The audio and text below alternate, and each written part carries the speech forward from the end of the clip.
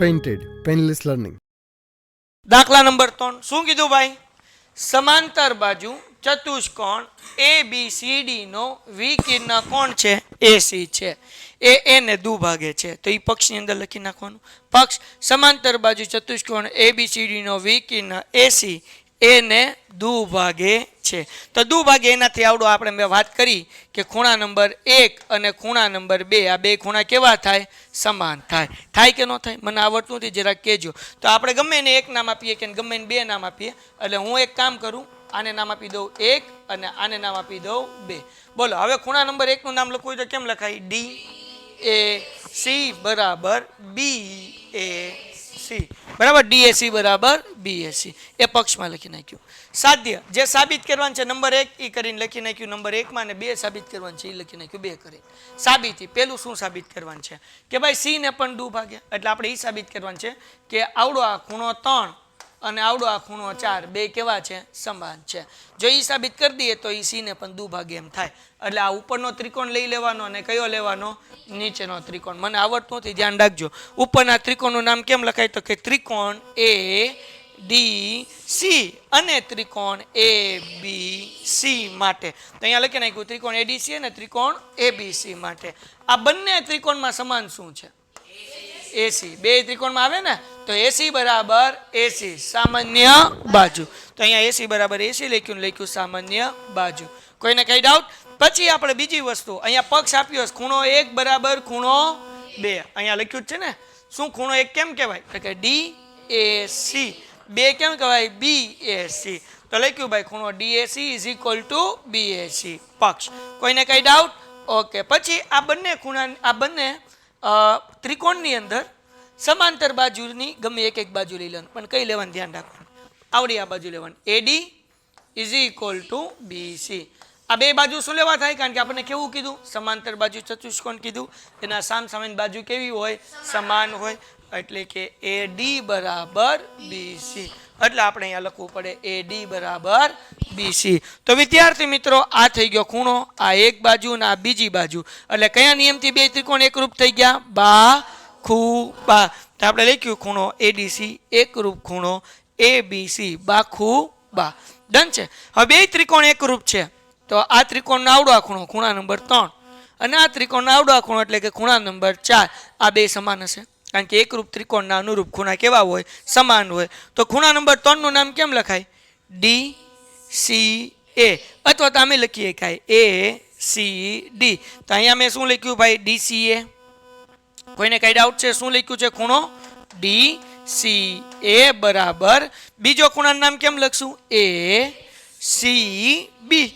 અહીંયા લખ્યું ખૂણો ACB. શું નામ થાય? શું લખ્યું? CPCT. તો નંબર 1 લખી નાખ્યું. તેથી સાબિત થાય છે કે શું સાબિત થાય છે? AC C ને પણ દુભાગે છે. પેલું સાબિત થઈ ગયું. બીજું શું સાબિત કરવાનું હતું? તો કે ABCD સમબાજુ ચતુષ્કોણ છે. સમબાજુ ચતુષ્કોણ કેને કહેવાય? તો કે જેની ચારેય બાજુ સમાન હોય એને શું કહેવાય? સમબાજુ ચતુષ્કોણ કહેવાય. તો બસ થઈ ગયું. અહીંયા નંબર 2 આપણે બીજું સાબિત કરવાનું છે કે ચતુષ્કોણ ABCD સમબાજુ ચતુષ્કોણ છે. તો હવે કેમ સાબિત થાય? થોડીક બુદ્ધિ વાપરવાની, મને નથી આવડતું. આપણને પક્ષમાં આપ્યું હતું કે ખૂણો 1 બરાબર ખૂણો 2 આવું આપ્યું હતું ને પક્ષમાં. અહીંયા લખ્યું હતું ને DAC શું હતું ભાઈ? BAC. હા કે ના? પછી આને કીધો પરિણામ 1. પરિણામ 1 માં આપણે સાબિત કર્યું. શું સાબિત કર્યું ભાઈ? તો કે ખૂણા નંબર 3 બરાબર ખૂણા નંબર 4. ખૂણાનું 3 નું નામ શું લખ્યું છે? DCA = ACB અથવા BCA ગમે એમ લખાય. તો આપણે અહીંયા લખ્યું ખૂણો 3 બરાબર ખૂણો 4. શું લખું છું? પરિણામ 1. આમાં કોઈને કઈ ડાઉટ છે? ઓકે, હાલો આગળ વ્યા જાઓ. હવે એક અંતયુગ્મ કોણની જોડ બને. કેની જોડ બને? અંતયુગ્મ કોણ. હમણાં દોરીને દેખાડો એટલે ટપ્પો પડે. જુઓ આ Z બને.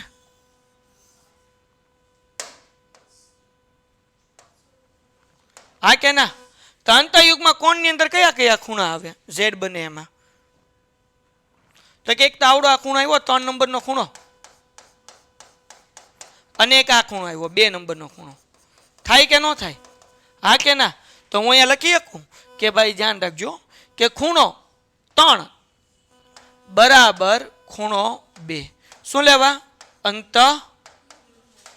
અંત યુગ્મ કોણ. જાગો છો? ઓકે, મને આવડે નહીં. અહીંયા ખૂણો 3 બરાબર શું છે? ખૂણો 4. અહીંયા ખૂણો 3 બરાબર શું છે? તો મતલબ એવો ખૂણો 4 અને ખૂણો 2 કેવો થાય? સમાન થાય કે ન થાય? તો આપણે લખીએ કે ખૂણો 4 બરાબર ખૂણો 2. હા કે ના? તો ખૂણા 4 નું નામ હવે લખીને કે આ ખૂણા એટલા માટે રાખ્યું કે કન્ફ્યુઝન ન થાય. આ 1 2 3 4 એટલે રાખ્યું. હવે ખૂણા 4 નું નામ કેમ લખાય? આ 4 નું નામ તો કે A C B. મને આન્સર જોઈએ. શું કહેવાય? ખૂણો A C B બરાબર ખૂણા 2 નું નામ શું થાય? B A C. ખૂણો B A C. આપણે 7મા ચેપ્ટરમાં એક વસ્તુ શીખી ગયા પ્રમેયમાં કે ભાઈ સમાન ખૂણાની સામસામેની બાજુ સમાન હોય. શીખ્યા કે નહીં? 6ઠા ચેપ્ટરમાં પ્રમેય સમાન ખૂણાની સામસામેની બાજુ સમાન હોય. તો આ ખૂણો હરખા, તો એની સામસામેની બાજુ જે છે એ કેવી હશે? સમાન હશે. એટલે શું થાય? AB બરાબર BC થાય. તો આપણે લખીએ AB બરાબર BC. કેમ? તો અહીંયા લખવાનું સમાન ખૂણાની સામેની બાજુ સમાન હોય. હા કે ના? સમાન ખૂણાની સામસામેની બાજુ સમાન. ઓકે, તો આને હવે આપણે પરિણામ 1 અહીંયા આપ્યું હતું ને, તો આને હું કેટલામાં આપી દઉં છું? પરિણામ 2. ઓકે હો ભાઈ, આને ઉપર લઈ જવું પડશે ઓસ્ટ્રેલિયા. અહીંયા લખી નાખું નંબર 2. હાલ હવે જરાક ધ્યાન રાખજો. આપણે અહીંયા સાબિત કર્યું કે AB એટલે કે આવડિયા અને BC આ બે કેવું છે? સમાન છે. ઓકે, આને કહી દો પરિણામ 2. હાલો હવે બીજી બાજુ. હવે ધ્યાન રાખજો, આ ABCD કેવો ચતુષ્કોણ છે? ABCD સમાંતર બાજુ ચતુષ્કોણ છે. છે કે નથી? બોલો હા કે ના? ABCD કેવો ચતુષ્કોણ છે? સમાંતર બાજુ ચતુષ્કોણમાં સામસામેની બાજુ સમાન. તો આ AB બરાબર DC. કોઈને કઈ ડાઉટ? આને કહી દે પરિણામ 3. પછી AD બરાબર BC. આને કહી દેવું પરિણામ 4. તો બસ પૂરું થઈ ગયું. પરિણામ 2 3 અને 4 પરથી ચારે બાજુ સમાન થઈ ગયું. પરિણામ 2 3 અને 4 પરથી. બરાબર. શું સમાન થઈ ગયું? હવે ઉપર લખું છું. હવે જોઈએ સમાન થાય કે નહીં. અહીંયા AB બરાબર શું છે? AB બરાબર BC છે ને? અહીંયા AB બરાબર BC. અહીંયા BC બરાબર AD છે. બરાબર? હા કે ના? તો અહીંયા AD લખી નાખું. જાગોશ ને? પછી જુઓ ભાઈ, AB બરાબર એ શું છે? DC. તો એ DC લખી નાખીએ આપણે. હજી એકવાર સમજાવું, ધ્યાન રાખો. AB બરાબર BC. ઓકે, અહીંયા AB નો જવાબ પાછો શું છે? DC છે. અને BC નો જવાબ શું છે? AD છે. એટલે ચારે બાજુ કેવી થઈ ગઈ? સમાન થઈ ગઈ. AB ક્યાં આવ્યું? તો ક્યાં અહીંયા આવ્યું. BC ક્યાં આવ્યું? તો ક્યાં અહીંયા આવ્યું. પછી AD ક્યાં આવ્યું? અહીંયા આવ્યું. અને DC ક્યાં આવ્યું? અહીંયા આવી ગયું. ચારે બાજુ આવી ગઈ. ચારે બાજુ સમાન છે, તેથી આપણે લખી નાખવાનું. તેથી શું લખશું ભાઈ? નંબર 2 આપણને શું સાબિત કીધું હતું? ABCD સમબાજુ ચતુષ્કોણ છે. કેવો ચતુષ્કોણ છે? સમબાજુ. આવી રીતના કરવાનું છે. Painted, Painless Learning.